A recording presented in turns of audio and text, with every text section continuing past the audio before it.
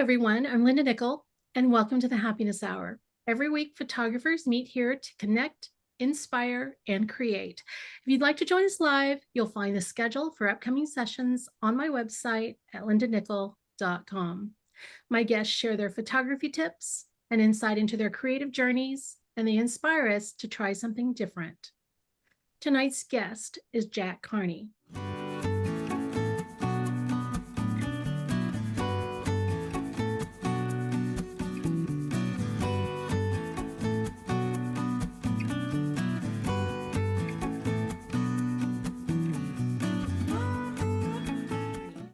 Jack is a landscape photographer based in Connecticut who has filled his portfolio with dramatic, serene, and consistently captivating imagery. He's published his first book, Portrait of a Still World, a collection of stories and insights of his photographs, and he's working on a series of videos for his upcoming YouTube channel. You can preview the first episode, Making a Photo, through his website at landscapesbyjackkearney.com. If you're on Instagram, you'll find him at landscapesbyjackkearney. In tonight's presentation, The Art of Composing Waterfalls, Workflow, Capture, and Post-Processing, Jack will discuss his approach to the planning and execution of images of his favorite subject, waterfalls. He'll touch on concepts like optimal weather conditions and suggested settings, and we'll follow his workflow and insights on how post-processing levels up his images by creating dimensionality and natural tonal balance. Welcome to the Happiness Hour, Jack. Thank you so much. And I just want to say hi to everybody. I'm really excited to be here. So my name is Jack Kearney, and I am originally from Long Island, New York. I was born and raised there, 41 years old, and we just decided to make a pretty big leap in our life. So I worked at Apple Computers for 15 years and was really getting the urge to start following my passion for photography.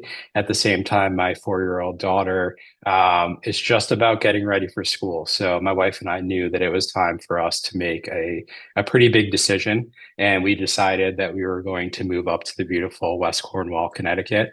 I'm sure everybody's saying to themselves, where is West Cornwall, Connecticut? Well, we kind of like it like that, but I'll show you anyway. So we're in the northwest corner of Connecticut, right on the border of Massachusetts and New York. We're in the foothills of the Berkshires and about an hour from the Catskills. So tons of shooting locations and a variety of waterfalls for me to visit on a regular basis. I just want to share a few of my images here just so you get a sense for the type of work that I do. Mostly landscape, but I absolutely incorporate some human elements to it. These are just some images that are not waterfalls so that you get a sense for kind of what my portfolio looks like here. But today we're here to talk about waterfalls. And what I want to make really clear is, everything that I talk about or share today is my process. It's something that I like to do. It's how I like to compose. It's how I approach photography in general. And a lot of the concepts can obviously be taken out of the concept of waterfalls. But I want everybody to be really clear that there's no right or wrong way to do this. And I'm just hoping that by sharing what my process looks like, maybe there's some nuggets that you can take out to help you either approach photographing differently, or maybe it just is a light bulb moment in a certain way. So I just want to make that clear up front. But this is what we're going to do. We're going to talk about my workflow, some really basic stuff. We're going to talk about how I capture those images, and I'm going to share a little bit about my post-processing. And if you have any questions along the way, please feel free to pop those in the chat. I'm happy to address those. I'll also be sharing my contact information. So if you want to dive deeper, we can certainly do that. So here's some of my waterfall photography. And this is stuff that's all pretty local to me, at least within a couple hours drive. And one thing that I really want to focus on in the conversation is more about composition than it is about the waterfall and putting it in its place, right? And when you visit a location, it's not just a waterfall, it's a waterfall in a location. And what does that feel like to you? So that's going to kind of be the theme of what we talk through here. We're going to talk about planning and weather conditions. We're going to talk about necessary tools, and necessary isn't necessarily the right word, but some of the tools that I use. And then we're going to talk about this concept of landscape versus portrait. And I don't mean the orientation of your camera. We'll dive a little bit deeper on that one. I'm going to share a little bit about settings and techniques. And then, like I said, we'll talk about post-processing. So I definitely don't want to treat anybody like an idiot, but some of the things that I'm going to say here are going to be really, really obvious. And along the way, I'm going to try and tailor the conversation for folks that maybe don't have as much experience, even though I know there's tons of experience in the room. So bear with me there. But planning and weather conditions, I mean, planning is, I think, a pretty obvious thing, right? When we go on a vacation, we plan out kind of some of the things that we want to do. And when we're photographers, we especially plan out the locations that we'd like to visit. So that way we can take advantage of the time that we have while we're there. But that's no different when we're in our own backyards, right? So some of the things that I ask myself when I'm going to go out, whether it's, locally in my own area or it's anywhere that I'm traveling, where are the waterfalls? Right? You don't just happen upon a waterfall, and there's plenty of parts of our country, like Texas, that don't have a ton of waterfalls. But a lot of the concepts that we'll talk about can easily be transferred to shooting streams, rivers, those types of things as well. So you can take them and practice them, whether you have a waterfall near you or not. But where are the waterfalls? A Google search will definitely help you find those waterfalls. If you're traveling to an area and maybe you don't know much about it, look and see if there's some waterfalls. For me, there happens to be a ton of waterfalls in my area up in the Northeast, and I use this really, really helpful book, New England Waterfalls. It's kind of like a starting point. There's over 500 waterfalls in this book, covering everywhere from Maine down through New York. So it's kind of a helpful starting point. Then once you find the waterfalls, is what do they look like, right? So doing a little bit of research, whether that's on Instagram, maybe Google Images, just getting a sense for how other photographers or anybody really have approached the situation and what can you learn from those images, right? It's not necessarily about how they took the photo or whether you like the photo or not, but seeing the location, what's around the waterfall. Can you get in the water? Can you get close to the waterfall? These are all things that you want to go in knowing so that you can be prepared when you're in the car, getting out, going on your hike, right? How long is the hike to the waterfall? I think that's a pretty obvious one, but you need water. If you're going for a 5 mile hike, you should have water with you. You should have the proper footwear. You might be able to just pop out of your car and walk a couple hundred yards and see a waterfall as well. These things are all good to know because when you're out planning, you may want to shoot a few waterfalls while you're out because there's a few that are pretty close to each other. But if one of those is a 10-mile hike away, you may not be able to do that. So all of these things are really good for us to think about. And the last and possibly most important is what are the conditions? So once you figured out where you're going, what does the weather look like in that area? Not now, but when you're going to be there, right? What's the rain been like? Are these waterfalls even flowing? Are they seasonal waterfalls that maybe disappear at certain periods of time? So conditions can be extremely important. When I go out, there's a few things that I'd never leave without when I'm going out to shoot waterfalls. There's three here that I wanted to specifically point out. Not all of them are always relevant, but for the most part, these are always in my bag.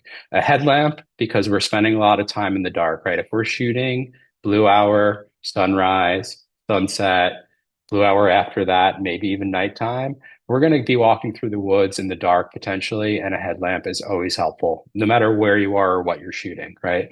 The second thing, which I think is super, super helpful to me, is a pair of good wellies, a pair of good waterproof boots, because a lot of times the best perspective of a waterfall is going to be in the water. And you can't do that unless it's super warm out and you don't mind getting wet. But if you're out in the winter, you may want to have a pair of wellies so that way you can get in there. And then the last one here may not apply to everybody, But waterfalls are wet. I don't know if I really need to point that out to everyone, but if you go out to shoot waterfalls in the winter, what happens with water? It freezes, right? So there's a lot of dangerous situations around waterfalls in the winter. And if you're properly prepared, you have a pair of micro spikes or crampons, you can navigate that terrain really safely. And it's actually gotten me into situations where I've taken some of my favorite shots. So just a few things to think about. Let's talk about weather conditions. These are pretty obvious. Again, I'm sure with everybody being interested in photography or a photographer on the call, these things are fairly obvious. But there are a few key things that I want to point out when I'm talking specifically about waterfalls. So sunrise, sunset, nice diffuse light. If you're getting direct light in the scene, it's probably going to be warm. It'll add a little bit of drama to your situation. Those are good, nice place, a good time to shoot. Blue hour can be really nice as well. Everything's even, flat. So you have the ability to really work with that without having any really strong light coming into your scene. My favorite personal conditions are cloudy or overcast conditions, which I'm sure is the opposite for what most people hope for when they go out to shoot. But you'll hear this a lot from woodland photographers as well.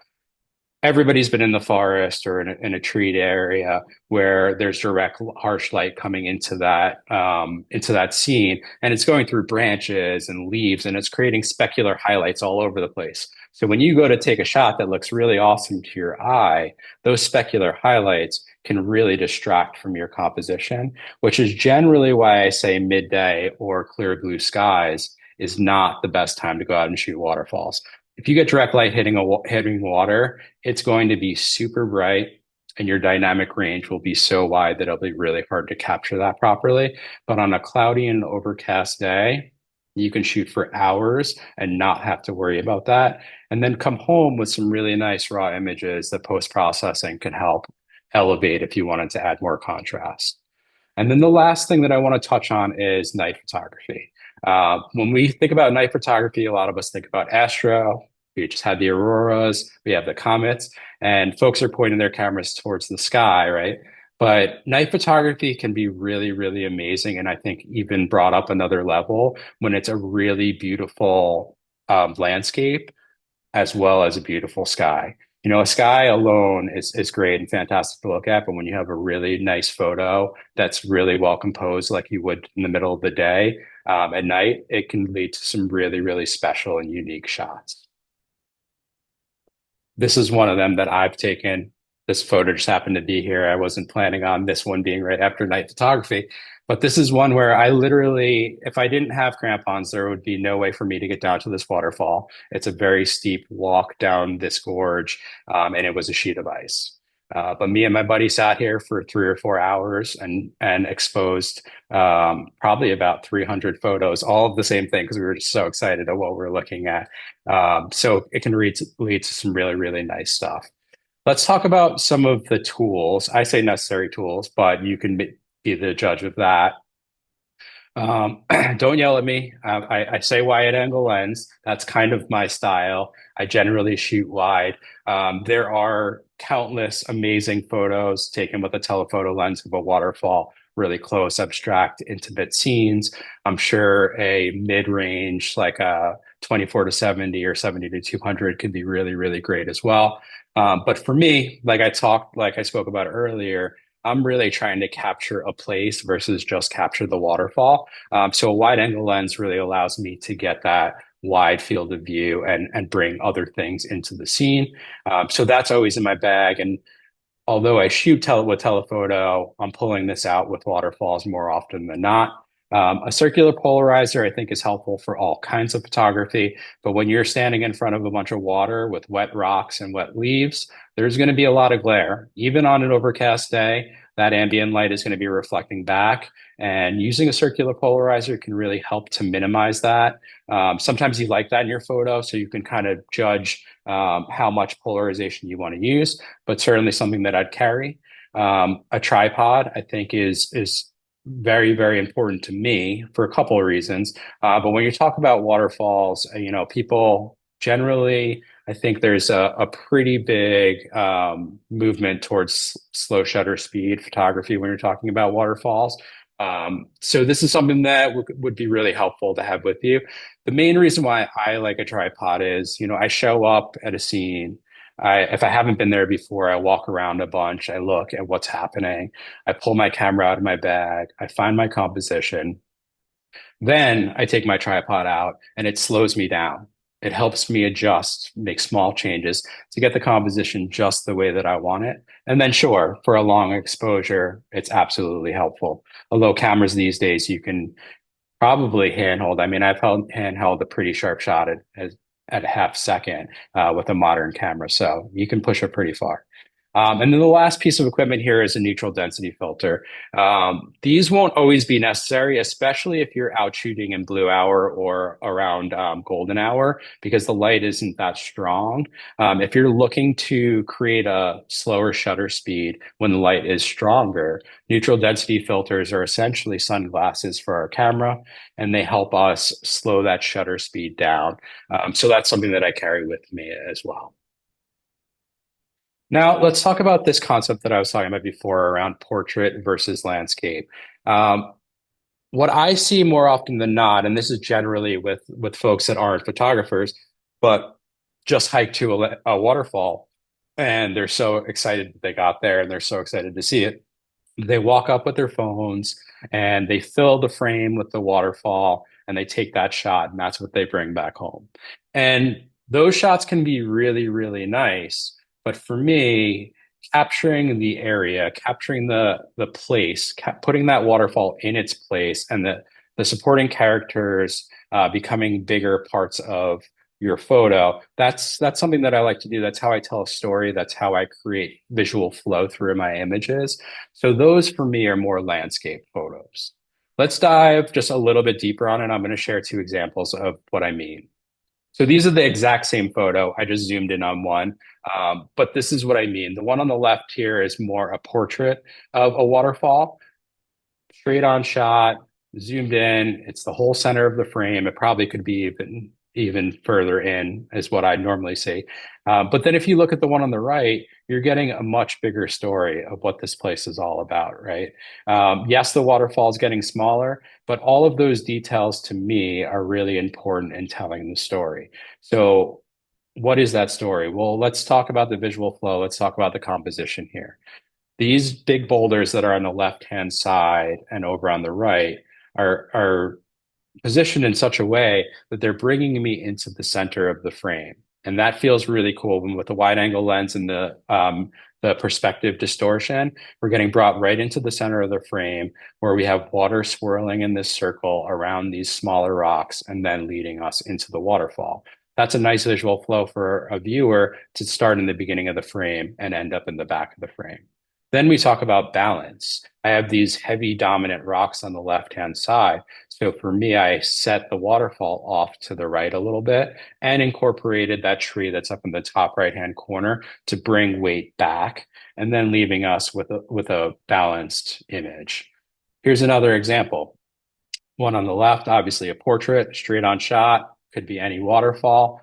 But what I love about this location is all the roots and the rocks that are coming up above the ground. So that's a big part of the story for me here. So when I took this shot, I had to include that in the scene. So this circular route is bringing me again around in a circle through the image, capturing my attention for a second, but then pushing me into the waterfall. The waterfall is framed, which is nice. You can add elements in your scene that frame your waterfall and help it stand out as a main subject. And then we create balance here by putting that waterfall off just slightly to the left-hand side, including that down log, and that balances with our dominant tree on the right-hand side. Okay, let's talk a little bit about settings, and just as a disclaimer here, I'm not going to tell you how to take a waterfall photo, and I'm not going to tell you what the perfect settings for shooting a waterfall is, because there aren't any. Every time that you visit a waterfall, your settings will be different. They'll be different dependent on wind, on water flow, on how far away from the water you are. All of these things factor into what our ideal settings are. And then light, of course, is the big one, right? So I'm going to give you an overview of what you can accomplish in certain ranges of settings, and then you can make your decisions from there when you go out to experiment. Start with shutter speed. So 1/250th of a second or faster. Don't feel like you need to read all these words. They're really there for me so that I don't forget to talk to you about something. Um, 1/250th of a second or faster. I would say even faster works really, really well when you're in front of a giant dramatic waterfall that's gushing water and you want to freeze every single drop of that fall. That's how you can accomplish something that feels really intense and really dramatic, right? Where I tend to live is kind of this mid-range. I shoot 1/15th of a second to 1 second, generally speaking. Um, for me, that calms everything down, right? We're getting a little bit of motion blur, but we still have texture in that water. So we still have a sense that, there what that waterfall looks like. Because if you go over the top with your shutter speed and it just gets really, really milky, you may have no idea what the waterfall actually looks like. That's kind of the world that I like to live in. You get really nice streaking around rocks. Anything that's really close to the frame, it feels really, really good to me. But you'll make your decision on where you stand there. And then 10 seconds or slower.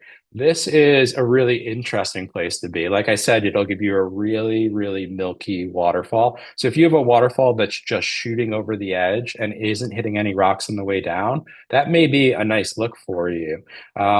You also have to think about the pool at the bottom of the waterfall, right? If you go for a really long shutter speed, that pool is going to be super smoothed out. So if there are distractions, ripples in that water that's making a distraction for you in the composition, that's a really good way to overcome it. Not to mention the fact that if there are leaves or bubbles swirling around in that pool, if you lengthen your shutter speed to 15 seconds, you're going to have a really, really cool effect in your foreground in that pool. So there's uses for all of these, and I would encourage you to try all of them. I even use on a lot of my photos a combination of these settings, and I'll go deeper on that. Let's talk about aperture. So for most cameras, the sharpest aperture is about 2 stops up from wide open. So like on a 2.8 lens, probably 5.6 to 8 is a really, really good spot to be with your lens to shoot really sharp. But when you're trying to shoot a scene the way that I'm talking about, where your lens is potentially really, really close to something, right? And then your waterfall is further in the background, I tend to shoot most of my photos at f16, which gives me the depth of field that I need to get everything in focus, but can create a little bit of softness because of diffraction. Not a softness that really concerns me. But there are definitely ways around that. So really you have to decide what's the closest thing to you. Every lens has a hyperfocal distance, which is basically the distance from your lens to the first thing that's in your shot. And whether you can get everything in focus from front to back at that aperture, that's going to help you decide. Other ways to work around this are things like focus stacking, which we'll talk about in just a second. But you want to, if you're shooting landscapes, generally speaking, you want everything to be in focus. There are certain exceptions to that. And then when we talk about ISO, anything under 800 at this point in time with most modern cameras is really not a problem with noise. I even push it further than that with denoise in Lightroom now. And so I really don't think ISO is as big of a challenge as it used to be. And essentially, why would you use ISO, right? ISO 100, ISO 64, whatever your base is, if you can shoot at that, you absolutely should. But when you've dialed in your shutter speed to what you want it to be, and you've found the aperture that gets everything in focus from front to back, you may not have enough light. And that's where ISO comes in and helps us and pushes us over that last little hurdle. So don't be scared of using ISO. Some advanced processing techniques. So I'm not going to go too deep on all of this, but there are videos on YouTube by amazing photographers that go really far into depth, and you can definitely find all of them.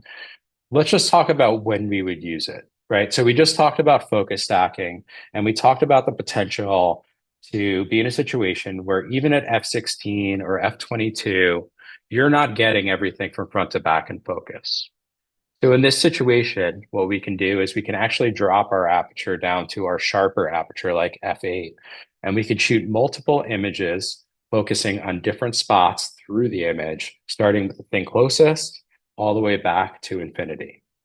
Then we can use software like Photoshop to combine those images so that we get all of the best parts of the photos that are in focus. Really, really nice technique, which is not as complicated as it sounds. Definitely encourage people to do that. Then there's things like shutter speed blends, which I do a lot of, and this is definitely an artistic decision, not something that is required. But I'll still tell you about it anyway. So for me, like I was talking about before with the pools under waterfalls, I generally like them to be super smooth and simple. And so when I do that, I'm generally shooting somewhere between 15 seconds to 30 seconds. That really gets that water nice and clean for me. But that's too slow for the type of waterfall action that I want. And potentially the cascades that are closer to me, I want at a different shutter speed than I want the main waterfall that's further back. So by taking some exposures at different shutter speeds, not only does it give you a whole host of photos to choose from to figure out what you like best, but you can actually combine those photos in Photoshop fairly simply using masks. Lastly, exposure bracketing. So a lot of our cameras have auto exposure. Actually, probably all of our cameras have auto exposure bracketing built in.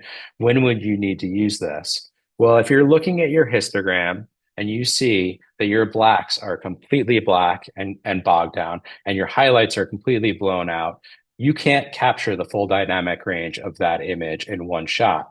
So what exposure bracketing does is it allows us to take several photos at different exposures, some that are underexposed, some that are the correct exposure, and some that are overexposed, and combines all of that information. So now we have the full dynamic range of the photo.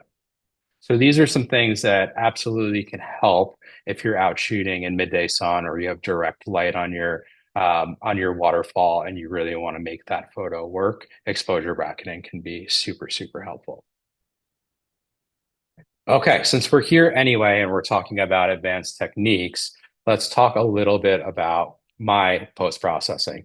And when I say my post-processing, I mean there are a million ways to post-process a photo, and you can listen to tons of fantastic photographers all contradict each other, and that's okay because everybody makes photos their own way. So I'm just going to share a little bit about what I go through when I'm post-processing.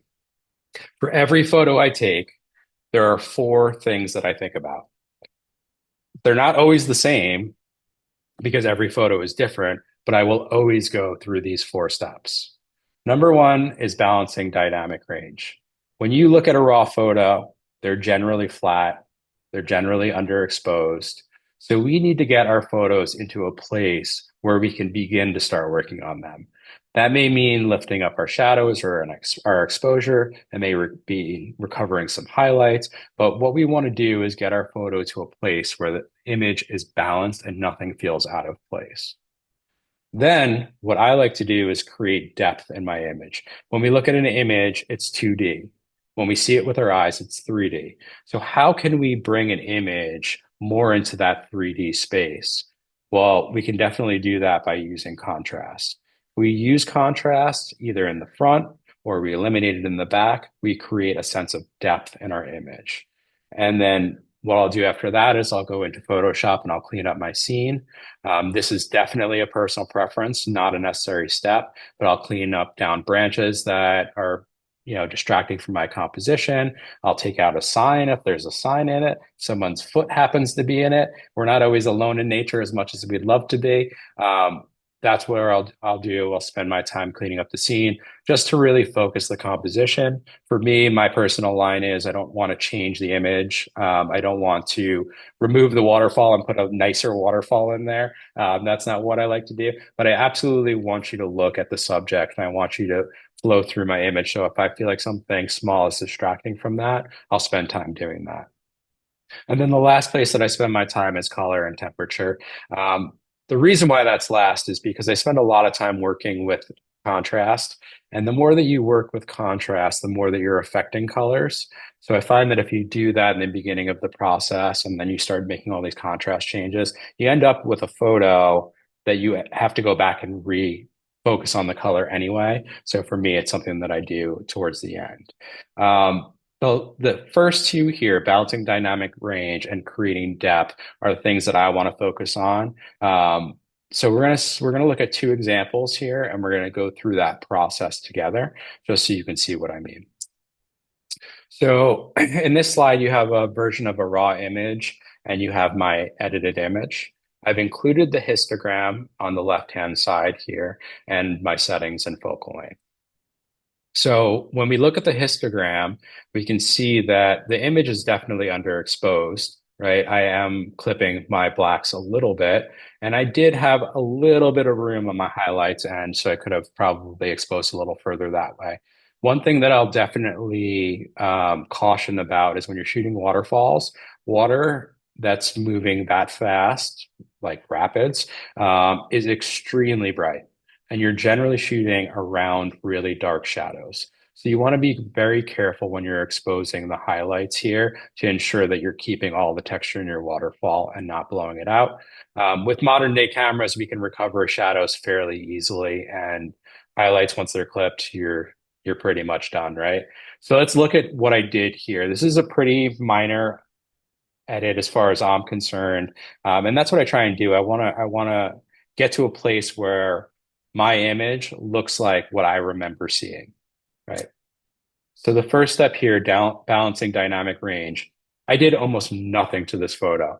These are the only things that I changed: blacks, whites, and shadows.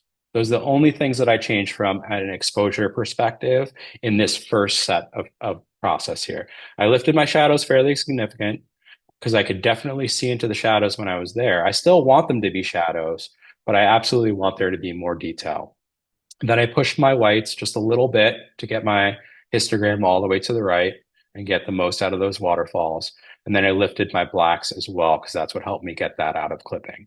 At this point, nothing else was done to the image. And already, if we go back to the raw file, we can see that there's a pretty dramatic difference, right? Then let's talk about creating depth. So depth is interesting because we're working in a 2D space. So how do we create depth? If we think about how we see things, the things that are closest to us have the most contrast. They have the deepest shadows and the brightest highlights. And as we move further off into the distance, contrast becomes less, and our shadows and brights get closer and closer. Think about looking at a mountain far off in the distance. Very rarely does that mountain look super contrasty to you. Maybe on the clearest day and you're not that far, you might get that. But generally speaking, that's how our eyes work. So I take the same exact approach when I'm post-processing. What I identify here is four different areas of depth. The rock in the bottom and the bottom cascade are the closest things to me. The middle boulder, the middle cascade, and the rocks over to the right, that's a little bit further away. Then I have my waterfall and my trees, which are in that top portion. And then the furthest area away is that circle up in the top left, behind where the waterfall is. So what I did here is I dragged a linear gradient up from the bottom in Lightroom, and I added clarity to that first section so that it brought it closer, gave it a little bit more micro contrast, made it feel closer. The green section, the middle section, I didn't touch. I left it exactly as it was. The blacks were in a good place there. The back section where the waterfall and the trees are, I dragged a linear gradient down from the top, and I decreased my contrast a little bit and even introduced a little bit of negative dehaze, which pushed the waterfall back a little bit. And then up in that top circle, I did the exact same thing. I went even further with it. I pushed the contrast down and dehazed up there. And that left us with the final image, which you don't really see all of that work in depth, but you feel it. It's something that you perceive when you look at the image. That waterfall certainly feels further away than that immediate rock in the foreground. Let's look at one more example. So here's a shot where this is actually a fairly complicated shot that I took multiple images and blended. It's a focus stack and it's a shutter speed blend. So it's a focus stack one because look, if you look at the raw file, you'll see that that orange rock in the bottom is sharp. But if you look at the waterfall, it's not sharp. F16 was not getting me to the place that I wanted to be. So I had to focus stack this. This was two images focus stacked. One, excuse me, one focusing on the foreground and then one focusing on the background falls. Then what I also did was a shutter speed blend. I really wanted to get this swirl happening in the water, coming off the falls and then down into the area where my foreground was. So I accomplished that with a 30-second exposure. And then I shot the falls at 1 second to bring back a little bit more texture. And then because there was wind in the scene, I shot another shot at 125th of a second to freeze the motion in the foliage. Then I combined all of those photos in Photoshop, which left me with my raw file. Now, if we talk through some of the things, or my finished edit, I apologize. If we talk through some of the things that we just talked about, talk about balancing the exposure. So clearly you can tell that from the raw file to the edited file, my shadows have been brought up fairly significantly. I've brightened my whites. So that's how we balance out the dynamic range. And then in terms of bringing some depth into this image, what I identified here was really three main areas. One was that the foreground rocks. The water I didn't really care much about because it was already being blurred with a slow shutter speed. Then there's the bottom fall and the rocks around it. And then there's the fall all the way in the back. I went through the exact same process. I created micro contrast in the rocks in the very front, which brought it closer to me. I removed a little bit of contrast from the back falls. And then those further falls that are up top, I removed even more. And that's how we created depth in this image. And that's the final edit. So that about wraps up some of the things that I think about in my workflow when it comes to capturing waterfalls. And just to recap a little bit here, we talked about planning. We talked about what do we need in our bag? What do we need on our body when we're heading out to a waterfall? What type of weather conditions are really best for us when shooting? And you be the judge of that. There are advantages and disadvantages to all types of weather conditions.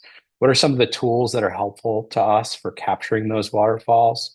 Do we want to take a portrait of a waterfall, or do we want to take the landscape? Do we want to put that waterfall in its place? Do we want the viewer of our photo to feel like they're there?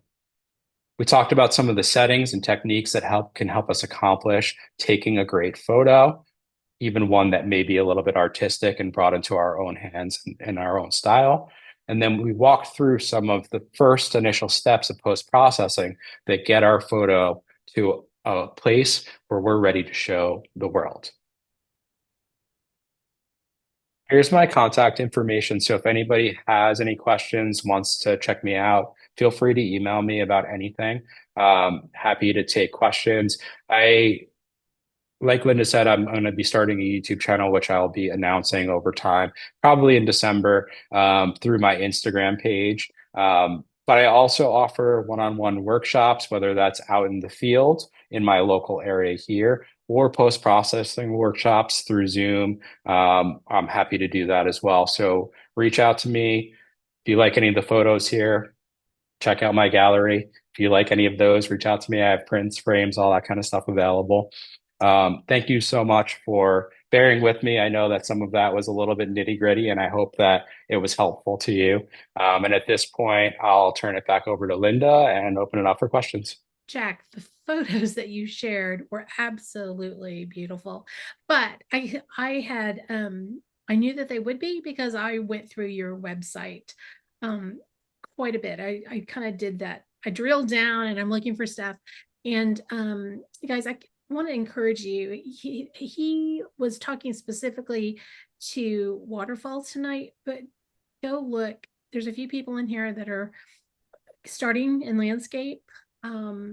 Go look at his landscape. Just overall, it's beautiful work. So I don't know how I'm going to do it, but I'd like to convince you to come back and do one on landscapes, just landscapes. So you're not saying no. So I'm going to take that as, yeah, you'd be happy to do it. I would be happy to do it. That. Well, thank you. I'm going to hold you to it because I recorded you. I'm not, I'm not seeing any questions here. Actually, there is one from Kathy. She wants to know, do you take very many waterfalls from above? Do you take any photos from above them?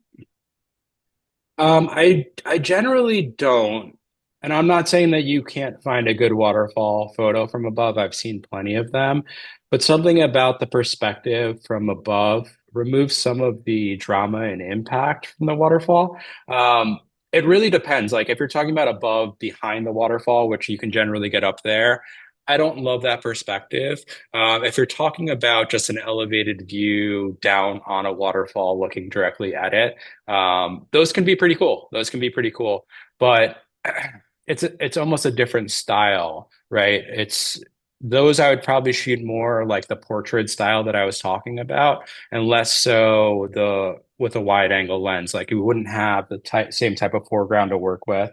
I mean, absolutely, I've taken those shots for sure. To answer your question. Um, did you, I don't know if you said it. If you did, I missed it. I'm not very good with numbers. What is the wide angle lens that you're using? So I'm using a 15 to 35 Canon RF lens, but I would say anything from like 12 or 11 millimeters up to about 24 millimeters is kind of the wide angle range that would probably work pretty well with the waterfall scene. Generally speaking, because you can get so close to them, right? And if you want to get the waterfall in there, the full waterfall and some of the surroundings, that's the best way to do it. Okay. I can't remember who asked it, but somebody asked, do you use, it was Diane. Diane asked, do you use any filters on your wide angle lens? Yes, I do. Circular polarizer I use a lot when I'm shooting in the forest or especially waterfalls. And then ND filters I always have with me. Um, I, like most people, can get out during the middle of the day, which is what everybody says is the worst time to shoot, but right, that's when we generally have time to do it. So ND filters are super helpful in that scenario when I'm trying to shoot slow shutter speeds. Donna's question is, have you photographed the waterfalls at Letchworth State Park in New York? I have not been to Letchworth. I'm actually going up to the Finger Lakes this weekend because they're supposed to be having their peak fall colors. And I'll be closer to Watkins Glen, but I've definitely been considering stopping off. It's about I think an hour and a half or 2 hours away from the Finger Lakes. Absolutely gorgeous place. Seen a ton of photos from there. Joanne's question is, what is the brand of ND filters that you're using? I use Case, Kase. They have the magnetic filters, which I find are just super helpful, right? The old screw filters were such a annoyance that it would be like, I would get lazy. I don't want to put the filter on because it's so annoying to take on and off. Magnetic filters are so fantastic.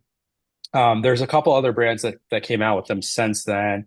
They are a little bit on the expensive side, though. I think I got a set for $500. Really, really nice glass, but it had an ND 6, 8, and 10 in it, and a polarizer. So I think it's well worth it, and I use them all the time.